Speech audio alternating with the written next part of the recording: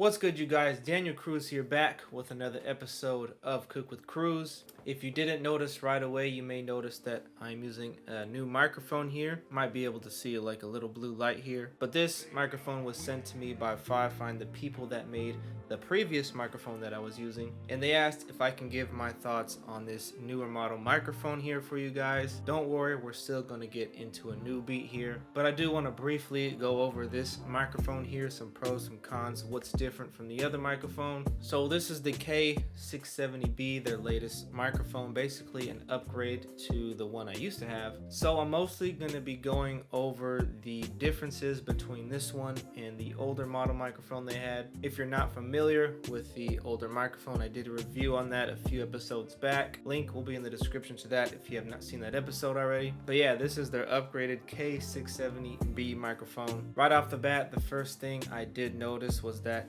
the USB cable on it is detachable, which was actually one of the cons on the older microphone that I mentioned in my last review. So big shout out to them. They pretty much fixed that. You can detach the USB cable anytime, which makes everything look cleaner and easier. The next thing that I noticed was that it has an 1/8 inch headphone adapter on the back of the microphone, and this is for monitoring yourself when you're recording. I'm not a huge microphone expert, but this is the first time that I've seen a microphone with the capability of monitoring itself. If you're really trying to build ground up a home studio and you're on a tight budget, this essentially eliminates the need for an audio interface as far as monitoring your recording goes. So you essentially would just need the primary sound driver on your computer. Otherwise, I know with traditional microphones that are USB, they don't have this monitoring feature on it. Or with the standard condenser microphone, you would need an interface, and then from the interface, you could monitor yourself from the microphone. So overall, I think that's a pretty cool feature they added there. The next upgrade that I really liked is the new bass stand they have for it. Once they added this new stand in here, I didn't realize, I guess, how much I didn't like the tripod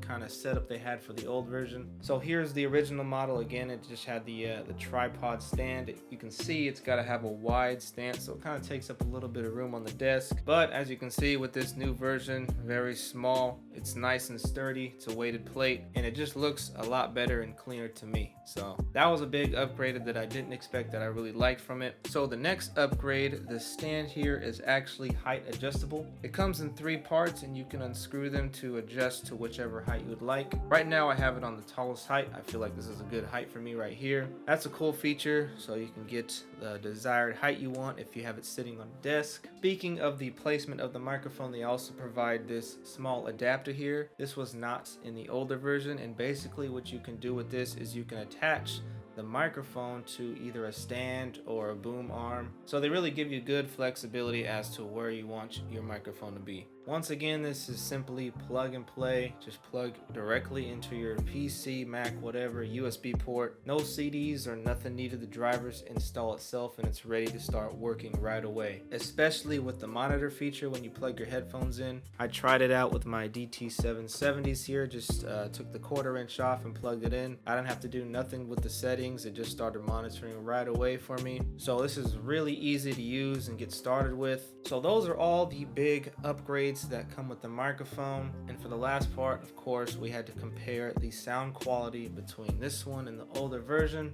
I did run a couple tests, and I noticed they definitely adjusted the pickup on this microphone. I'm noticing a lot less noise with this one, and that was another one of my cons, I guess, for the other microphone. So they did a good job on that. Everything comes in pretty clear. As far as like the overall quality of the microphone, it's relatively the same as the other version, which isn't bad. The other version is very clear, but definitely the reduction in noise that it does pick up helps a lot with the quality. So you're going to get a more clearer signal with this one, again, with the lack of noise. So overall, this is basically a big improvement from their older version. And now the big question may be, is it worth it financial price wise to upgrade to this one compared to the other one? So this one here is priced at $42.99.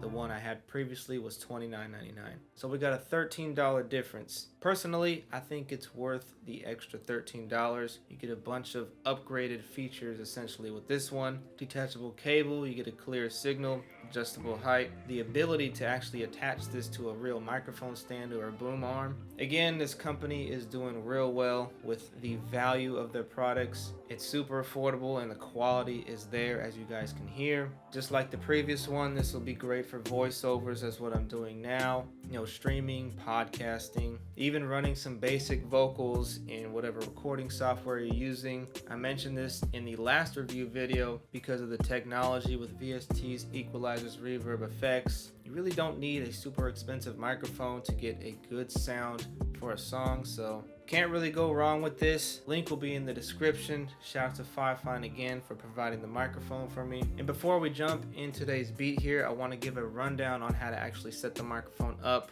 in FL Studio here if you wanted to use it for recording. So when we're in FL here, we'll go to the options, audio settings, and then in our audio settings, this is where you're going to find where your interface is at. Mine is set to the Apollo Twin. So we're going to want to change that. We'll go ahead and select FL Studio ASIO. Open up the buffer length right here.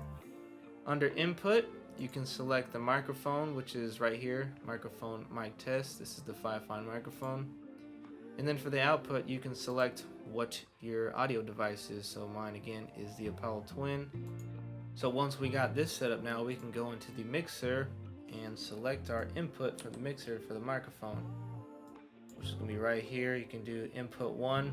I won't select it because I'm already recording in Audacity and I don't want some crazy feedback, but that's what you would do. Just input 1 and bam, you got some signal and you can run it through FL Studio. So there it goes, you guys. Fifine K670B. Very dope stuff by them. Link in the description. Without further ado, we're gonna jump into this new beat here. Let's check it out.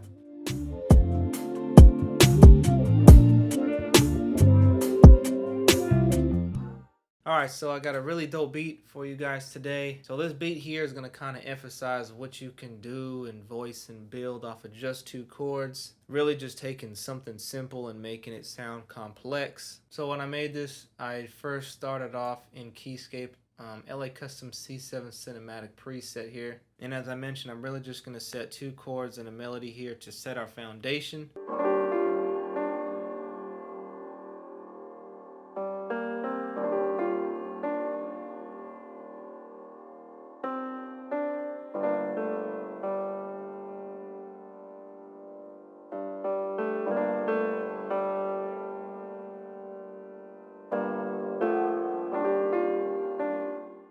So there goes our foundation there, and basically that is E flat major 7th and G minor for our chords. So let's go ahead and take a look into the mixer now to see how I got it to sound like that. So we'll start off at the top here with Isotope Vinyl. Really just set it in mono, turned up the warp depth a little bit. EQ, I use a foam preset in FabFilter Pro Q3.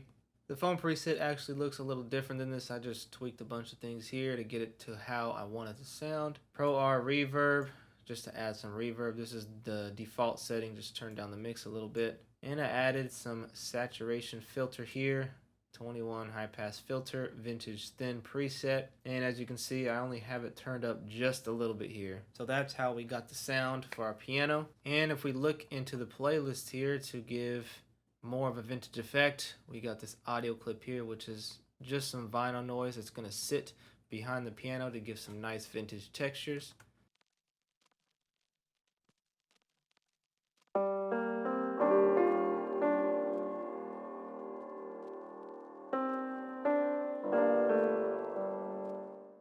So moving along with our intro here, I'm basically just going to throw in some vocal samples here. Thought they fit really well with the progression I was going with. So let's start off with this first one here. This is more so like a texturous kind of thing that hits on the downbeat.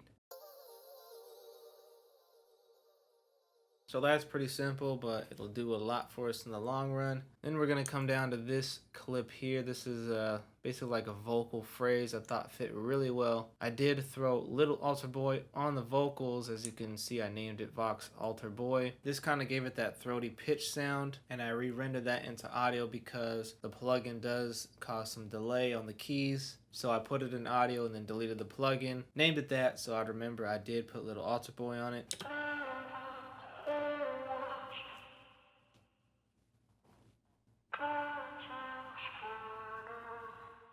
So that's all pretty dope. Let's run it back now so we can hear what we have for the intro. I'm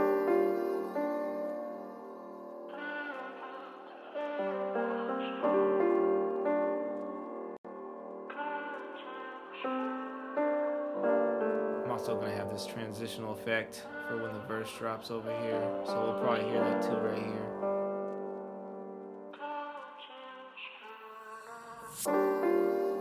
So now when we get into the verse where it drops, we're going to change up and introduce some new things here. So the first thing I'm going to do is play those 2 chords on the guitar, which I will show you right here.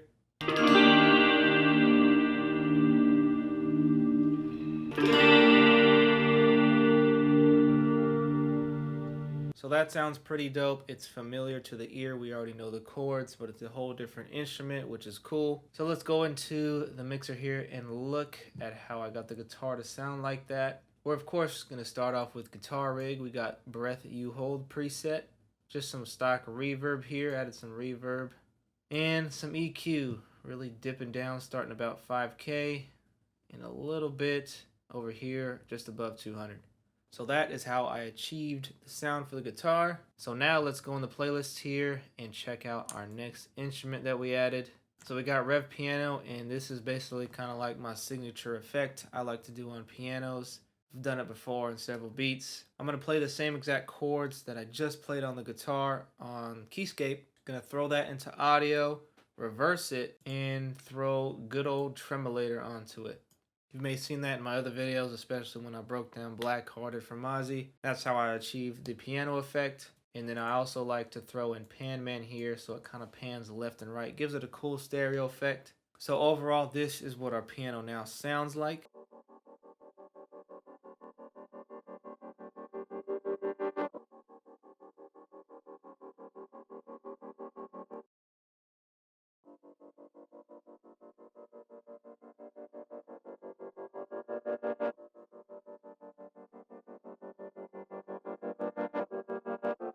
So we're able to really build up a lot here. Again, we're still just using 2 chords here. So we all know what we need next, and that is some bass. We cannot go wrong with Scarby pre-bass here. This bass will be perfect for the style of this track. If we look into the mixer here, I do throw in some Decapitator here, Thick Mild Crunch preset, just to give it some beef. And of course on the bottom here, a little bit of sidechain compression for our kick drum when I introduce that. So here's what our bass sounds like.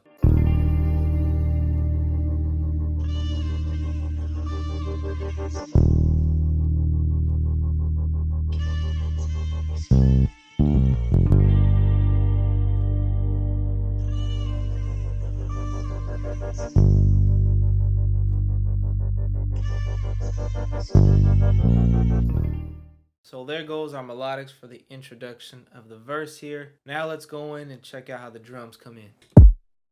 So let's go ahead and start off simple with just kick and snare or a rim. That's one hi-hat pattern we have. Open hat, which will kick in over here.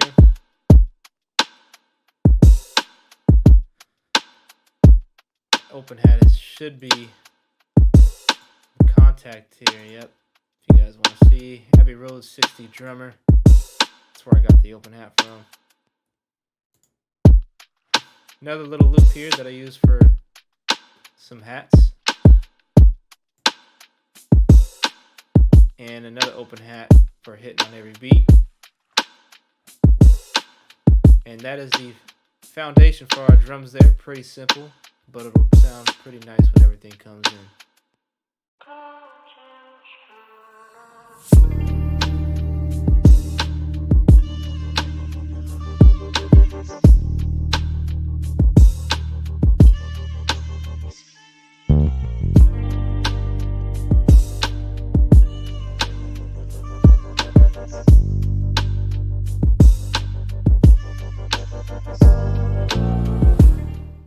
So there it goes right there, sounding pretty nice. Moving on to the second half of the verse. If you notice at the end of the verse there, I did have the ending of the chords there. From our piano, that's actually going to lead in to introduce our piano again, so we can have it in the second half. So it's the same exact pattern that I played in the beginning. I'm just going to use a different patch here in Keyscape, LA Custom C7 Grand Piano. I wanted more of a fuller sound for the piano for this part. Looking into the mixer, EQ, center voice preset, and some reverb, Pro R, bright large room.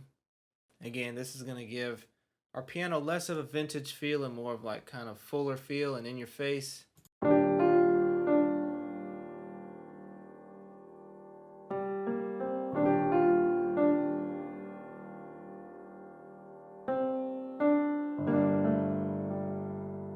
So that's all we're going to add melodically to that part. Now I'm just going to introduce some more drums here to make everything sound full.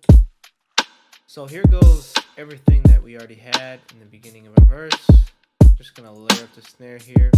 Going to add a drum fill right here. Another more quicker pat pattern. Kind of chopped it up a little bit.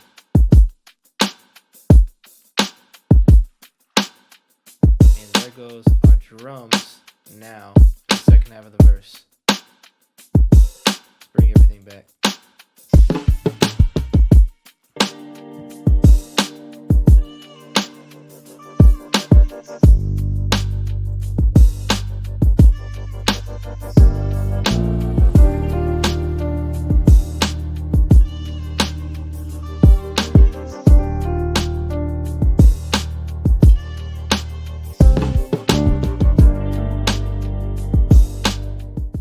So that right there is pretty much going to wrap up the whole verse. We're going to move into the hook now, where I do a lot more adding of some instruments here. So looking into here, the first thing I'm going to add is some vintage keys. This is in Scarby Mark 1 on the Road preset here.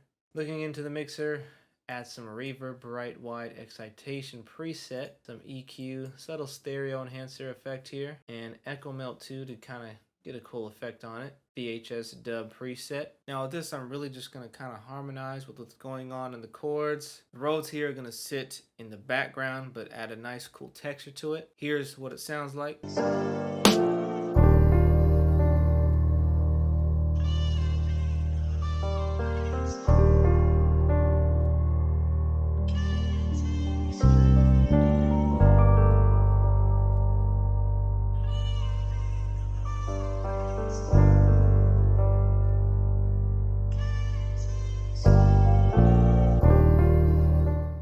So you can probably hear that a little bit. It does add a nice effect to everything. For our main vocal sample, I'm going to duplicate that and drop it down a whole octave. It does make it sound a little bit more fuller. It sounds pretty dope.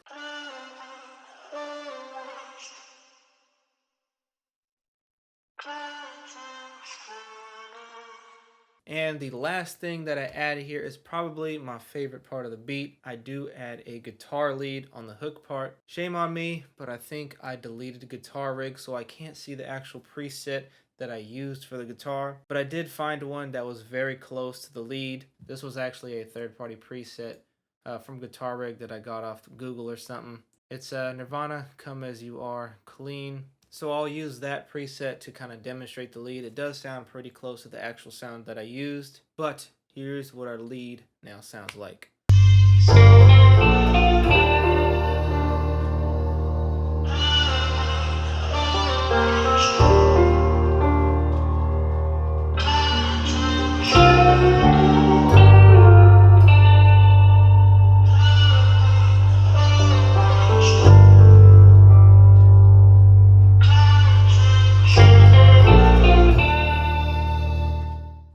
So there went our lead for the hook. Again, that's my favorite part of the beat. I think the lead came out super dope. I'm going to go ahead and run it back for you so you can actually hear the recorded guitar that I used when I made the beat. Again, it sounds pretty similar, so I hope I did a good job of kind of recreating that. But either way, here goes the actual official version that I used.